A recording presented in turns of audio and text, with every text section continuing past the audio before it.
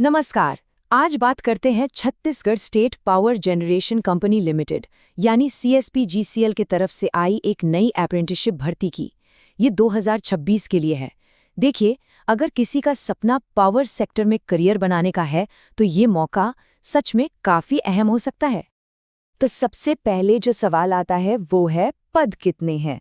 तो जान लीजिए, इस भर्ती में कुल 245 अप्रेंटिस के पद निकाले गए हैं और ये एक काफ़ी अच्छी संख्या है। मतलब अलग अलग क्वालिफिकेशन वाले उम्मीदवारों के लिए यहाँ मौके हैं। अच्छा, आगे के डिटेल्स में जाने से पहले दो बातें हैं जो सबसे ज़्यादा ज़रूरी हैं। पहली बात, एप्लीकेशन का जो तरीका है वो ऑफलाइन है। मतलब आपको फॉर्म डाक से भेजना होगा, ऑनलाइन कुछ नहीं है। और दूसरी सबसे ज़रूरी बात, आखिरी तारीख, जो कि 20 फरवरी 2026 है। इस तारीख को कहीं नोट कर लीजिए, इसे भूलना नहीं है। चलिए अब देखते हैं कि आगे हम क्या-क्या जानने वाले हैं। सबसे पहले इस भर्ती का एक ओवरव्यू लेंगे। फिर देखेंगे कि पोस्ट्स को कैसे बांटा गया है। उसके बाद एलिजिबिलिटी और एज लिमिट पर बात करेंगे। फिर एप्लीकेशन का पूरा प्रोसेस समझेंगे। और आखिर में जानेंगे कि सिलेक्शन कैसे होगा और स्टाइपेंड कितना मिलेगा। तो चलिए शुरू करते हैं पहले हिस्से से, भर्ती का ओवरव्यू। इसमें हम इस प्रोग्राम की जो बेसिक डिटेल्स हैं उन्हें समझेंगे। तो जैसा कि हमने बताया, ये भर्ती निकाली है Chhattisgarh state power generation company limited ने।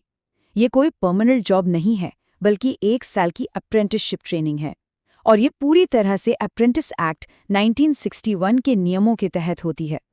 जहां तक जॉब लोकेशन की बात है, तो जो भी उम्मीदवार चुने जाएंगे उन्हें छत्तीसगढ़ में कोरबा और दूसरे पावर प्लांट्स में पोस्टिंग मिलेगी। ठीक है, अब आते हैं दूसरे सेक्शन पर, जो है पदों का पूरा ब्यौरा। मतलब ये जो 245 वैकेंसी हैं, ये अलग अलग क्वालिफिकेशंस के लिए कैसे बांटी गई हैं, उसे अब विस्तार से देखते हैं।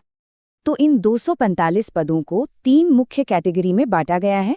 सबसे ज्यादा 105 पद ITI ट्रेड अप्रेंटिस के लिए हैं, उसके बाद 85 पद ग्रेजुएट अप्रेंटिस के लिए हैं और आखिर में 55 पद डिप्लोमा अप्रेंटिस के लिए रखे गए हैं।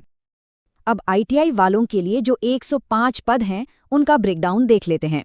देखिए, इलेक्ट्रिशियन के लिए 25 पद हैं और फिटर के लिए भी 25 पद हैं। कोपा यानी computer operator and programming assistant के लिए 20 पद हैं। स्टीनोग्राफर अंग्रेजी के लिए 15 और स्टीनोग्राफर हिंदी के लिए भी 15 पद हैं। और अंत में वेल्डर के लिए 5 पद रखे गए हैं। अब बात करते हैं ग्रेजुएट अप्रेंटिस की, जिसके लिए कुल 85 पद हैं। इसमें इंजीनियरिंग और जनरल दोनों स्ट्रीम्स के लिए मौके हैं। मैकेनिकल इंजीनियरिंग में 25 पद हैं और इलेक्ट्रिकल इंजीनियरिंग में भी 25 पद हैं। इनके अलावा सिविल, CSE से IT, BSc केमिस्ट्री और BCA वालों के लिए भी यहाँ पद निकाले गए हैं। चलिए अब डिप्लोमा होल्डर्स के लिए देखते हैं। इनके लिए कुल 55 पद हैं। यहाँ भी मैकेनिकल इंजीनियरिंग के लिए सबसे ज्यादा यानी 25 पद हैं। इलेक्ट्रिकल इंजीनियरिंग के लिए 20 पद हैं और फिर सिविल और CSE/IT/इलेक्ट्रॉनिक्स इन दोनों के लिए 5-5 पद रखे गए हैं। तो पदों का पूरा हिसाब किताब तो हमने देख लिया। अब आते हैं सबसे ज़रूरी सवाल पर, कौन इन पदों के लिए अप्लाई कर सकता है। चलिए अब एलिजिबिलिटी और एज लिमिट की जो शर्तें हैं उन्हें ठीक से समझते हैं। एजुकेशनल क्वालिफिकेशन की बात करें तो ये बिल्कुल साफ साफ बताई गई है। ITI अप्रेंटिस के लिए जिस भी ट्रेड में अप्लाई कर रहे हैं उसमें NCVT या SCVT से ITI पास होना ज़रूरी है। डिप्लोमा अप्रेंटिस के लिए संबंधित इंजीनियरिंग ब्रांच में डिप्लोमा होना चाहिए और ग्रेजुएट अप्रेंटिस के लिए जो भी संबंधित ब्रांच है उसमें BE, BTech, BSc या BCA की डिग्री होनी चाहिए। यहाँ एक और बहुत ही ज़रूरी शर्त है जिस पर खास ध्यान देना है, वो है NAPS या NATS पोर्टल पर रजिस्ट्रेशन। देखिए, जो ITI के उम्मीदवार हैं उन्हें NAPS पोर्टल पर रजिस्टर करना है और जो डिप्लोमा और ग्रेजुएट उम्मीदवार हैं उन्हें NATS पोर्टल पर रजिस्टर करना होगा। ये अनिवार्य है, मतलब कंपलसरी है। अगर ये रजिस्ट्रेशन नहीं हुआ तो एप्लीकेशन सीधे सीधे रद्द हो जाएगा। अब उम्र की बात कर लेते हैं। अप्लाई करने के लिए जो न्यूनतम आयु है वो 18 साल रखी गई है। रही बात ऊपरी आयु सीमा यानी अपर एज लिमिट में छूट की, तो वो अप्रेंटिसशिप एक्ट के नियमों के हिसाब से जो भी आरक्षित वर्ग हैं उन्हें दी जाएगी। ठीक है, तो एलिजिबिलिटी तो हमने समझ ली। अब देखते हैं कि अप्लाई कैसे करना है। जैसा कि मैंने पहले बताया था, ये एक ऑफलाइन प्रोसेस है, इसलिए हर एक स्टेप को बहुत ध्यान से समझना जरूरी है ताकि कोई गलती ना हो। तो अप्लाई करने के 4 मेन स्टेप्स हैं। सबसे पहला काम, अपने क्वालिफिकेशन के हिसाब से नैप्स या नैट्स पोर्टल पर रजिस्ट्रेशन करना।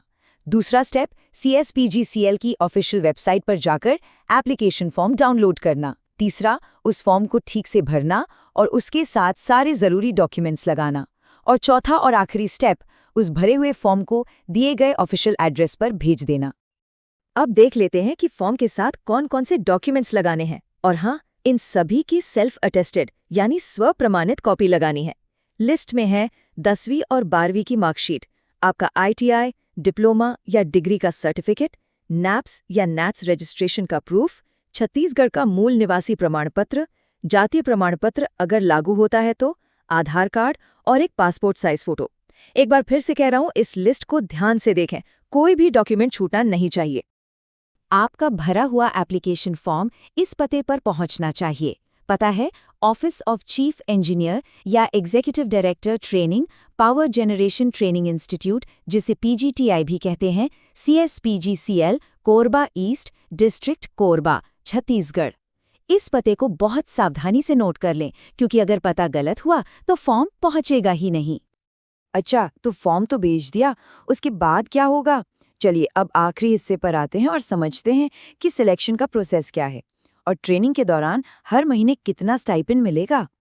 सिलेक्शन प्रोसेस को बहुत ध्यान से समझ लीजिए। सबसे अच्छी बात यह है कि इसके लिए कोई रिटन एग्जाम नहीं होना है।